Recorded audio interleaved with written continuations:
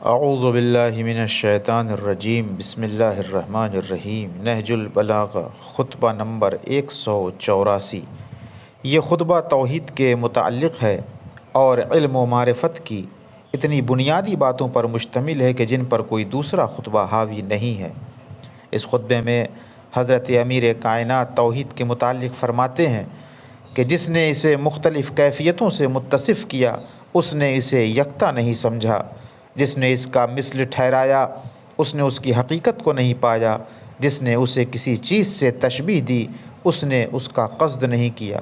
جس نے اسے قابل اشارہ سمجھا اور اپنے تصور کا پابند بنایا اس نے اس کا رخ نہیں کیا۔ جو اپنی ذات سے پہچانا جائے وہ مخلوق ہوگا، اور جو دوسرے کے سہارے پر قائم ہو وہ علت کا محتاج ہوگا، اور جو دوسرے کے سہارے پر قائم ہو وہ علت کا محتاج ہوگا۔ وہ فاعل ہے بغیر آلات کو حرکت میں لائے، وہ ہر چیز کا اندازہ مقرر کرنے والا ہے بغیر فکر کی جولانی کے، وہ تونگر اور غنی ہے،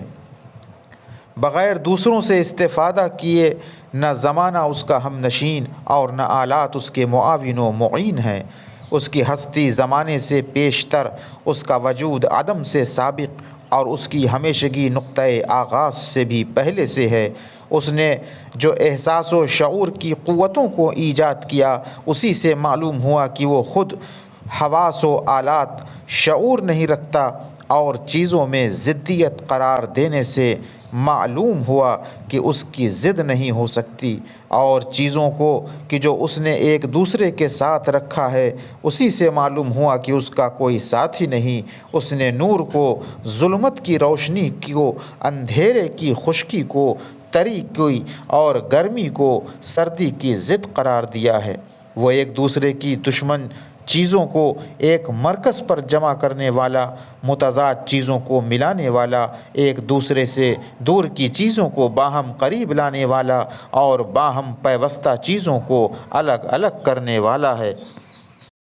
وہ کسی حد میں محدود نہیں اور نہ گننے سے شمار میں آتا ہے۔ جسمانی قوا تو جسمانی ہی چیزوں کو گھیرا کرتے ہیں اور اپنے ہی ایسوں کی طرف اشارہ کر سکتے ہیں۔ انہیں لفظ مند نے قدیم ہونے سے روک دیا اور لفظ قد نے ہمیشگی سے منع کر دیا، اور لفظ لولا نے کمال سے ہٹا دیا۔ انہی اعضاء و جوارح اور حواس و مشاعر کے ذریعے ان کا موجد عقلوں کے سامنے جلوہ گر ہوا ہے، اور انہی کے تقاضوں کے سبب سے آنکھوں کے مشاہدے سے بری ہو گیا ہے۔ حرکت و سکون اس پر طاری نہیں ہو سکتے۔ بھلا جو چیز اس نے مخلوقات پر طاری کی ہو وہ اس پر کیوں طاری ہو سکتی ہے، اور جو چیز پہلے پہل اس نے پیدا کی ہے وہ اس کی طرف عائد کیوں کر ہو سکتی ہے، اور جس چیز کو اس نے پیدا کیا ہو وہ اس میں کیوں کر پیدا ہو سکتی ہے۔ اگر ایسا ہو تو اس کی ذات تغیر پذیر قرار پائے گی اور اس کی ہستی قابل تجزیہ ٹھہرے گی، اور اس کی حقیقت ہمیشگی و دوام سے علیحدہ ہو جائے گی۔ اگر اس کے لیے سامنے کی جہت ہوتی تو پیچھے کی سمت بھی ہوتی، اور اگر اس میں کمی آتی تو وہ اس کی تکمیل کا محتاج ہوتا، اور اس صورت میں اس کے اندر مخلوق کی علامتیں آ جاتیں، اور جب کہ ساری چیزیں اس کی ہستی کی دلیل تھیں، اس صورت میں وہ خود کسی خالق کے وجود کی دلیل بن جاتا، حالانکہ وہ اس امر مسلمہ کی روح سے کہ اس میں مخلوق کی صفتوں کا ہونا ممنوع ہے، اس سے بری ہے کہ اس میں وہ چیز اثر انداز ہو جو ممکنات میں اثر انداز ہوتی ہے۔ وہ بدلتا نہیں، نہ زوال پذیر ہوتا ہے، نہ غروب ہونا اس کے لیے روا ہے۔ اس کی کوئی اولاد نہیں اور نہ وہ کسی کی اولاد ہے، ورنہ محدود ہو کر رہ جائے گا۔ وہ اولاد رکھنے سے بالا تر اور عورتوں کو چھونے سے پاک ہے۔ تصورات اسے پا نہیں سکتے کہ اس کا اندازہ ٹھہرا لیں، اور عقلیں اس کا تصور نہیں کر سکتیں کہ اس کی کوئی صورت مقرر کر لیں۔ حواس اس کا ادراک نہیں کر سکتے کہ اسے محسوس کر لیں، اور ہاتھ اس سے مس نہیں ہوتے کہ اسے چھو لیں۔ وہ کسی حال میں بدلتا نہیں اور نہ مختلف حالتوں میں منتقل ہوتا رہتا ہے۔ نہ شب و روز اسے کہنا کرتے ہیں، نہ روشنی و تاریکی اسے متغیر کرتی ہے۔ اسے اجزا اور جوارح صفات میں سے کسی صفت اور ذات کے علاوہ کسی بھی چیز اور حصوں سے متصف نہیں کیا جا سکتا۔ اس کے لیے کسی حد اور اختتام اور زوال پذیری اور انتہا کو کہا نہیں جا سکتا، اور نہ یہ کہ چیزیں اس پر حاوی ہیں کہ خواہ اسے بلند کریں اور خواہ پست، یا چیزیں اسے اٹھائے ہوئے ہیں کہ چاہے اسے ادھر ادھر موڑیں اور چاہے اسے سیدھا رکھیں۔ نہ وہ چیزوں کے اندر ہے اور نہ ان سے باہر۔ وہ خبر دیتا ہے بغیر زبان اور تالو جبڑے کی حرکت کے، وہ سنتا ہے بغیر کانوں کے سوراخوں اور آلات سماعت کے، وہ بات کرتا ہے بغیر تلفظ کے، وہ ہر چیز کو یاد رکھتا ہے بغیر یاد کرنے کی زحمت کے، وہ ارادہ کرتا ہے بغیر قلب اور ضمیر کے، وہ دوست رکھتا ہے اور خوشنود ہوتا ہے بغیر رقت طبع کے، وہ دشمن رکھتا ہے اور غضبناک ہوتا ہے بغیر غم و غصے کی تکلیف کے، جسے پیدا کرنا چاہتا ہے اسے ہو جا کہتا ہے، جس سے وہ چیز ہو جاتی ہے، بغیر کسی ایسی آواز کے کہ جو کان کے پردوں سے ٹکرائے اور بغیر ایسی صدا کے کہ جو سنی جا سکے، بلکہ اللہ کا کلام بس اس کا ایجاد کردہ فعل ہے، اور اس طرح کا کلام پہلے سے موجود نہیں ہو سکتا، اور اگر وہ قدیم ہوتا تو دوسرا خدا ہوتا۔ یہ نہیں کہا جا سکتا کہ وہ عدم کے بعد وجود میں آیا کہ اس پر حادث صفتیں منطبق ہونے لگیں اور اس میں اور مخلوقات میں کوئی فرق نہ رہے، اور نہ اسے اس پر کوئی فوقیت و برتری رہے کہ جس کے نتیجے میں خالق و مخلوق ایک سطح پر آ جائیں اور صانع و مصنوع برابر ہو جائیں۔ اس نے مخلوقات کو بغیر کسی ایسے نمونے کے پیدا کیا کہ جو اس سے پہلے کسی دوسرے نے قائم کیا ہو، اور اس کے بنانے میں اس نے مخلوقات میں سے کسی ایک کی بھی مدد نہیں چاہی۔ وہ زمین کو وجود میں لایا اور بغیر اس کام میں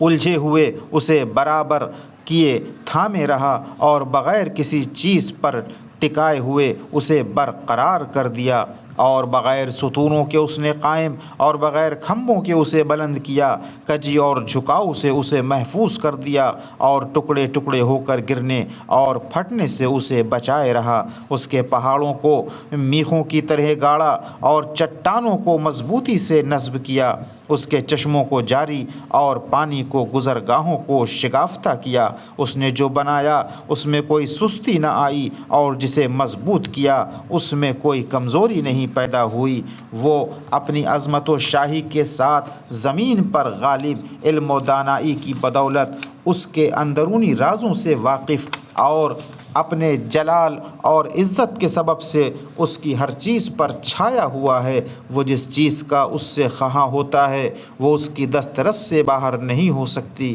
اور نہ اس سے روگردانی کر کے اس پر غالب آ سکتی ہے، اور نہ کوئی تیز رو اس کے قبضے سے نکل سکتا ہے کہ اس سے بڑھ جائے، اور نہ وہ کسی مالدار کا محتاج ہے کہ وہ اسے روزی دے۔ تمام چیزیں اس کے سامنے عاجز اور اس کی بزرگی اور عظمت کے آگے ذلیل و خوار ہیں۔